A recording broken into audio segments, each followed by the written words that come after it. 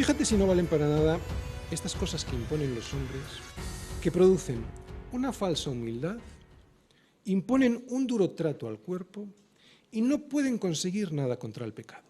Versículo 23, vamos a ver la cuarta, quinta y sexta parte.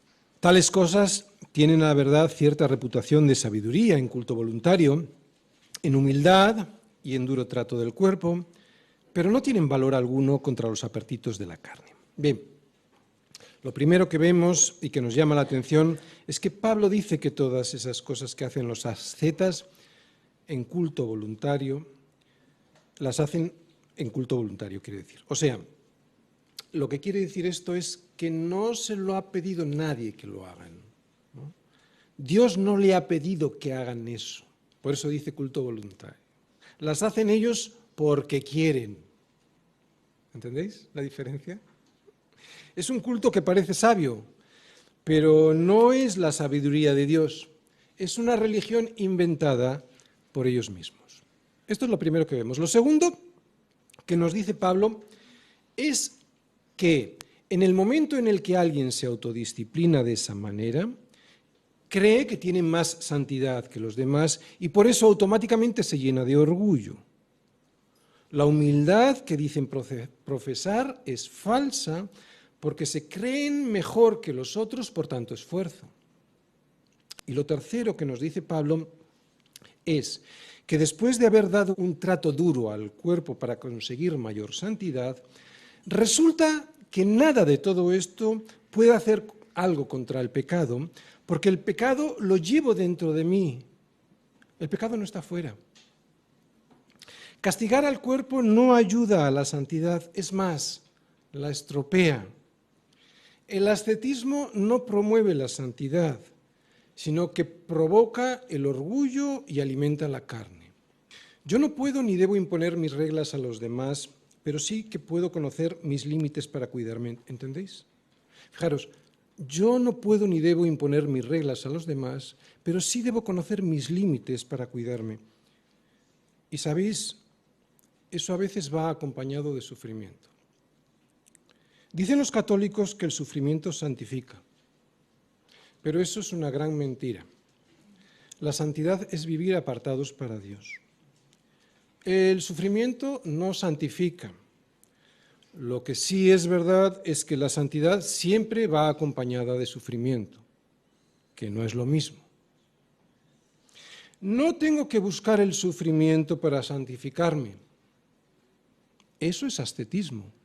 Otra vez, no tengo que buscar el sufrimiento para santificarme. Eso es ascetismo. El sufrimiento no santifica. Lo que sí que es verdad es que la santidad siempre lleva aparejada el sufrimiento, que no es lo mismo. Termino. Acabamos de ver que uno de los problemas que acechaban a los colosenses, el ascetismo, consistía en que los falsos maestros les estaban prohibiendo muchas cosas buenas, con la supuesta afirmación de que esas cosas les harían, si las practicaban, impuros, les alejarían de Dios y no les darían nada de santidad. Seguramente que estos falsos maestros les presionaban para que dejaran de comer su comida favorita, para que no bebiesen la bebida con la que disfrutaban, para que se olvidaran de los pasatiempos con los que se divertían, o incluso para que se abstuviesen de las relaciones sexuales con sus cónyuges. Todo ello con la excusa de que gracias a esa mortificación del cuerpo podrían llegar a ser más espirituales. Sin embargo, Pablo les dice que privarse de cosas que Dios no ha prohibido no vale para nada, que les lleva al orgullo y que además se siguen llevando encima el pecado porque, queriendo yo hacer el bien, hallo esta ley, que el mal está en mí. Son cosas que, aunque tienen cierta reputación entre los hombres, no tienen ningún poder contra los apetitos de la carne. No importa la cantidad de autodisciplina que seas capaz de soportar, eso no me libra de este cuerpo de muerte.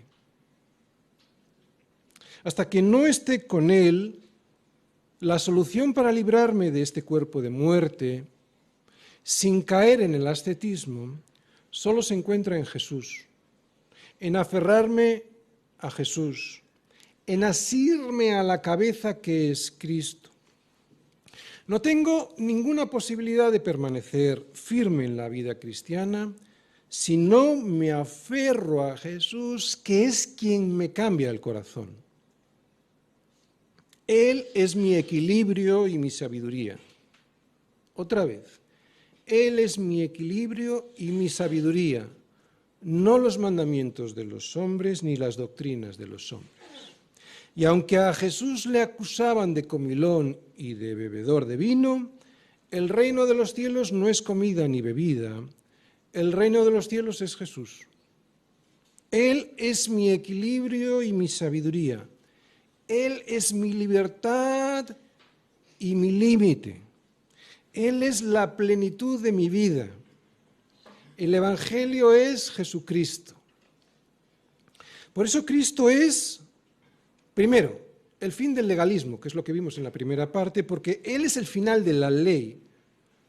Los que estamos en Cristo ya no somos condenados por ella, porque el fin de la ley, el final de la ley es Cristo para justicia a todo aquel que cree, dice Pablo en Romanos 10:4. Cristo también es el remedio contra el misticismo, porque los que hemos sido encontrados por Cristo ya no necesitamos otros conocimientos y experiencias y buscar fuera de Él lo que tenemos en Cristo, porque nosotros sabemos que no hay nada fuera de Él, que es en Él en quien están escondidos todos los tesoros de la sabiduría y del conocimiento, que Cristo y su palabra son completamente suficientes. Y por último, Cristo es la negación del ascetismo. ¿Recordáis? Le llamaban comilón y bebedor de vino. Es la negación del ascetismo. Es gracias a Él que puedo tener libertad y ser salvo.